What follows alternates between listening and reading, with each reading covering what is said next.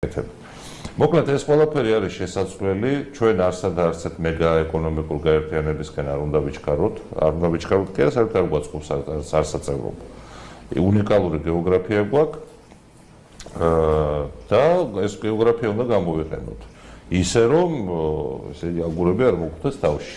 ფრთხილად. ანუ არესები. აგურია ამ შემთხვევაში. რა უნდა გამოვიყენოთ ახლა? კონფლიქტი ჩემი აზრით სანაკლი სპორტი იქნება კონფლიქტის შემდგომშიც თემა. ну ჩინეთ საინტერესებს ხო ანაკლი სპორტის აშენება და აქტუალიტეტების. ახლა ანაკლი სპორტის საპროექტო სიმძლავრე არის 130 მილიონი ტონა, ხო, ესე არის მეშვიდე ფაზის მერე 2035 წელს იქნება 130 მილიონი ტონის მიმღები.